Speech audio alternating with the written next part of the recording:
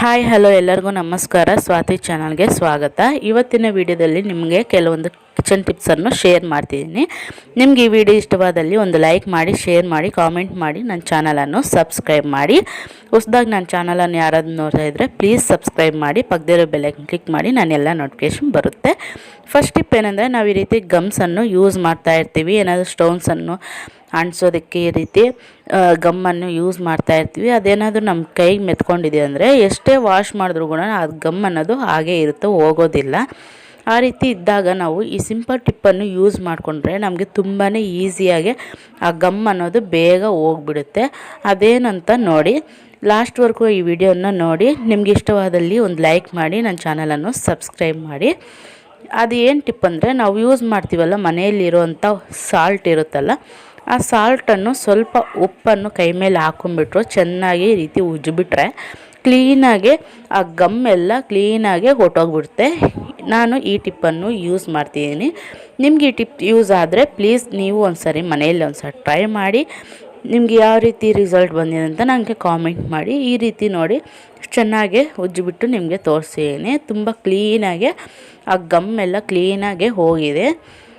ಮತ್ತು ಇನ್ನೂ ಜಾಸ್ತಿ ಜನ ಸುಮ್ಮನೆ ನೋಡ್ತಿದ್ರೆ ವೀಡಿಯೋನ, ಯಾರೂ ಸಬ್ಸ್ಕ್ರೈಬ್ ಮಾಡ್ತಿಲ್ಲ. ಪ್ಲೀಸ್ ಸಬ್ಸ್ಕ್ರೈಬ್ ಮಾಡಿ, ನನ್ನ ಚಾನಲನ್ನು ಸಪೋರ್ಟ್ ಮಾಡಿ. ನೋಡಿ ಈ ರೀತಿ ಕ್ಲೀನಾಗಿ ಆಗಿದೆ. ಇವಾಗ ಕೈಯನ್ನು ವಾಶ್ ಮಾಡಿ ನಿಮಗೆ ತೋರಿಸ್ತಿದ್ದೀನಿ. ತುಂಬ ಕ್ಲೀನಾಗಿ ಹೋಗ್ಬಿಟ್ಟಿದೆ, ನೋಡಿದ್ರಲ್ಲ. ನಿಮ್ಗೆ ಯಾವತ್ತಾದರೂ ಈ ಗಮ್ ಅನ್ನೋದು ನಮ್ಮ ಕೈಗೆ ಮೆತ್ಕೊಂಡ್ರೆ ಈ ರೀತಿ ಕ್ಲೀನಾಗಿ ನೀವು ವಾಶ್ ಮಾಡ್ಕೋಬೋದು. ತುಂಬಾ ಯೂಸ್ ಆಗುತ್ತೆ. ಈ ಟಿಪ್ಪಂತೂ ನನಗೆ ತುಂಬಾ ಯೂಸ್ ಆಗಿಬಿಟ್ಟಿದೆ. ನೀವು ಒಂದ್ಸರಿ ಟ್ರೈ ಮಾಡಿ ನೋಡಿ.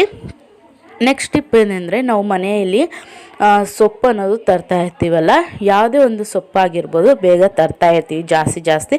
ಅದು ಫ್ರಿಜ್ಜಲ್ಲಿ ಇಟ್ಟರು ಜಾಸ್ತಿ ದಿನ ಇರೋದಿಲ್ಲ, ಕೊಳ್ತೋಗುತ್ತೆ. ಆಚೆ ಇಟ್ಟರು ತುಂಬ ದಿನ ಇರೋದಿಲ್ಲ, ಕೊಳ್ತೋಗುತ್ತೆ. ಆ ರೀತಿ ಕೊಳ್ತೋಗಿದ್ರೆ ಏನು ಮಾಡಬೇಕಂದ್ರೆ, ಈ ರೀತಿ ಒಂದು ಕಡ್ಡಿಯನ್ನು ತಗೊಂಡು ನಾನು ಈ ರೀತಿ ಮೆಣಸಿನ್ಕಾಯನ್ನು, ಒಂದು ಮೆಣಸಿನ್ಕಾಯಿ ಮತ್ತು 2 ಬೆಳ್ಳುಳ್ಳಿಯನ್ನು ಈ ರೀತಿ ಹಾಕ್ಬಿಟ್ಟು ಇಡ್ತೀನಿ. ಈ ರೀತಿ ಇಡೋದ್ರಿಂದ ನಮಗೆ ಆ ಸೊಪ್ಪು ಅನ್ನೋದು ಬೇಗ ಕೊಳ್ತೋಗೋದಿಲ್ಲ, ತುಂಬ ಚೆನ್ನಾಗಿರುತ್ತೆ, ಜಾಸ್ತಿ ದಿನವೂ ಇರುತ್ತೆ. ನೀವು ಬೇಕಾದರೆ ಫ್ರಿಜ್ಜಲ್ಲಾದರೂ ಇಟ್ಕೋಬೋದು, ಇಲ್ಲಾಂದರೆ ಔಟ್ಸೈಡ್ ಆದರೂ ಇಡ್ಬೋದು. ಈ ರೀತಿ ಮಾಡೋದ್ರಿಂದ ನಮಗೆ ಸೊಪ್ಪು ಅನ್ನೋದು ಕೊಳ್ತೋಗ್ದಿರ ಜಾಸ್ತಿ ದಿನ ಇರುತ್ತೆ. ಈ ಟಿಪ್ಪನ್ನು ಒಂದ್ಸರಿ ಟ್ರೈ ಮಾಡಿ ನೋಡಿ, ತುಂಬಾ ಯೂಸ್ಫುಲ್ ಆಗುತ್ತೆ.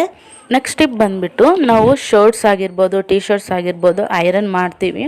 ಜಾಸ್ತಿ ಜನಕ್ಕೆ ಈ ರೀತಿ ಐರನ್ ಮಾಡಿಬಿಟ್ಟು ಫೋಲ್ಡಿಂಗ್ ಅನ್ನೋದು ಕರೆಕ್ಟಾಗಿ ಬರೋದಿಲ್ಲ. ಆ ರೀತಿ ಇದ್ದಾಗ ಏನು ಮಾಡಬೇಕಂದ್ರೆ, ನಾನು ತೋರಿಸೋ ರೀತಿ ನೀವು ಫೋಲ್ಡಿಂಗ್ ಮಾಡಿದ್ರೆ ತುಂಬ ಯೂಸ್ ಆಗುತ್ತೆ. ಈ ರೀತಿ ಫೋಲ್ಡ್ ಮಾಡಿ ಹಿಂದೆ ಈ ರೀತಿ ತಿರುಗಿಸ್ಬಿಟ್ಟು ನಾನು ಯಾವ ರೀತಿ ತೋರಿಸಿದ್ದೀನೋ ಆ ರೀತಿ ಫೋಲ್ಡ್ ಮಾಡ್ಕೋಬೇಕು. ನಿಮ್ಗೆ ಈ ರೀತಿ ಬರಲಿಲ್ಲ ಅಂದಾಗ ಒಂದು ಕಾರ್ಡ್ ಆಗಿರ್ಬೋದು, ಇಲ್ಲಾಂದರೆ ಒಂದು ಬುಕ್ ಆಗಿರ್ಬೋದು, ಈ ರೀತಿ ಇಟ್ಕೊಂಡ್ಬಿಟ್ಟು ಆ ಟಿ ಶರ್ಟ್ ಮೇಲೆ ನಾವು ಈ ರೀತಿ ತಿರುಗಿಸ್ಬಿಟ್ಟು ನಾವು ಫೋಲ್ಡಿಂಗ್ ಅನ್ನೋದು ಮಾಡಿದ್ರೆ ತುಂಬ ಕ್ಲೀನಾಗಿ ಫೋಲ್ಡಿಂಗ್ ಅನ್ನೋದು ಬರುತ್ತೆ. ಈ ರೀತಿ ಒಂದು ಸಾರಿ ಟ್ರೈ ಮಾಡಿ ನೋಡಿ, ತುಂಬ ಚೆನ್ನಾಗಿರುತ್ತೆ. ನಾವು ಅಂಗಡಿಯಲ್ಲಿ ಬಟ್ಟೆ ತಗೊಳ್ಳುವಾಗ ಯಾವ ರೀತಿ ನಮಗೆ ಫೋಲ್ಡಿಂಗ್ ಅನ್ನೋದು ಇರುತ್ತೆ, ಅದೇ ರೀತಿ ನಿಮಗೆ ಐರನ್ ಮಾಡಿದಾಗ ಈ ರೀತಿ ಫೋಲ್ಡಿಂಗ್ ಅನ್ನೋದು ಬರುತ್ತೆ. ಈ ರೀತಿ ಒಂದು ಸಾರಿ ಟ್ರೈ ಮಾಡಿ ನೋಡಿ. ಆ ಕಾರ್ಡ್ ಅನ್ನೋದು ಈ ರೀತಿ ಒಂದು ಬುಕ್ ಏನಾದರೂ ತಗೊಂಡು ಈ ರೀತಿ ಇಲ್ಲಿ ಇಟ್ಬಿಟ್ಟು ನಾವು ಈ ರೀತಿ ಕ್ಲೀನಾಗಿ ಫೋಲ್ಡ್ ಮಾಡ್ಕೋಬೋದು.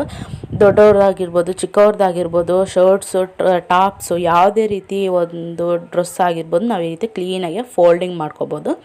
ನೆಕ್ಸ್ಟ್ ಬಂದುಬಿಟ್ಟು ಸಿಸರ್ ಇರ್ತಾರಲ್ಲ, ಕತ್ತರಿ, ಅದು ತುಂಬಾ ಶಾರ್ಪ್ನೆಸ್ ಅನ್ನೋದು ಹೋಗಿರುತ್ತೆ. ನಾವು ಏನಾದರೂ ಕಟ್ ಮಾಡುವಾಗ ಅದು ಕಟ್ ಮಾಡಿ ಅದು ಸಿಸರ್ ಶಾರ್ಪ್ನೆಸ್ ಅನ್ನೋದು ಹೋಗಿರುತ್ತೆ. ಆ ಹೋಗಿರೋದನ್ನು ಮತ್ತೆ ಶಾರ್ಪ್ನೆಸ್ ಯಾವ ರೀತಿ ಬರಬೇಕಂತ ನೋಡಿ. ಮತ್ತು ಈ ರೀತಿ ಸ್ಕ್ರೂ ಡ್ರೈವರ್ ಇರ್ತಲ್ಲ ಮನೆಯಲ್ಲಿ, ಅದನ್ನು ತಗೊಂಡ್ಬಿಟ್ಟು ಈ ರೀತಿ ಅದನ್ನು ಕತ್ತರಿಸಿರೋ ರೀತಿ ನಾವು ಈ ರೀತಿ ಕತ್ತರಿಸ್ಬೇಕು. ಈ ರೀತಿ ಮಾಡೋದ್ರಿಂದ ನಮಗೆ ಆ ಶಾರ್ಪ್ನೆಸ್ ಅನ್ನೋದು ಮತ್ತೆ ಬರುತ್ತೆ. ಈ ರೀತಿ ಒಂದು ಸಾರಿ ಟ್ರೈ ಮಾಡಿ ನೋಡಿ. ಮತ್ತು ಇನ್ನೊಂದು ಟಿಪ್ ಕೂಡ ತೋರಿಸಿದ್ದೀನಿ ನಾನು ಆಗಲೇ ಒಂದು ವಿಡಿಯೋದಲ್ಲಿ. ಒಂದು ಸಾಲ್ಟ್ ಇರುತ್ತಲ್ಲ, ಕಲ್ಲುಪ್ಪು, ಆ ಕಲ್ಲುಪ್ಪಲ್ಲಿ ಈ ರೀತಿ ಸೀಸರನ್ನು ಈ ರೀತಿ ಕಟ್ ಮಾಡ್ತಾಯಿದ್ರೆ ನಮ್ಗೆ ಆ ಶಾರ್ಪ್ನೆಸ್ ಕೂಡ ಬರುತ್ತೆ.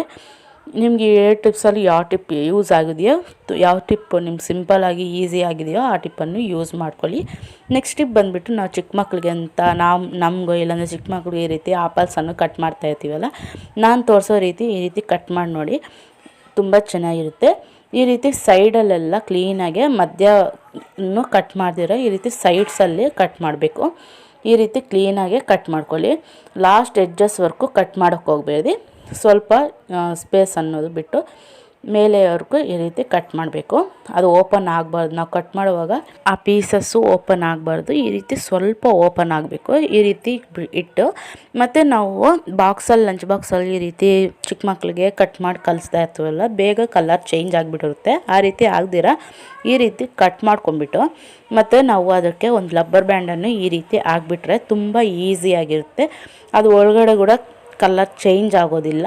ಮತ್ತು ಮಧ್ಯಕ್ಕೆ ಇರುತ್ತಲ್ಲ ಆ ಬೀಜ ಕೂಡ ಅವ್ರಿಗೆ ಸಿಗೋದಿಲ್ಲ. ಈ ರೀತಿ ಸೈಡಲ್ಲಿ ಕಟ್ ಮಾಡಿರ್ತೀವಲ್ಲ, ಆ ಮಧ್ಯದಲ್ಲಿ ಇರುವಂಥ ಬೀಜವನ್ನು ನಾವು ಹಾಗೆ ತೆಗೆದುಬಿಡ್ಬೋದು. ಈ ರೀತಿ ಯೂಸ್ ಮಾಡಿ. ನೋಡಿದ್ರಲ್ಲ, ನಿಮಗೆ ಈ ಟಿಪ್ಸ್ ಹೇಗೆ ಅನಿಸೋ, ಸ್ವಲ್ಪ ಆದರೂ ಯೂಸ್ ಆಗಿದ್ದಲ್ಲಿ ಒಂದು ಲೈಕ್ ಮಾಡಿ, ಶೇರ್ ಮಾಡಿ, ಕಾಮೆಂಟ್ ಮಾಡಿ, ನನ್ನ ಚಾನಲನ್ನು ಸಬ್ಸ್ಕ್ರೈಬ್ ಮಾಡಿ. Thank you.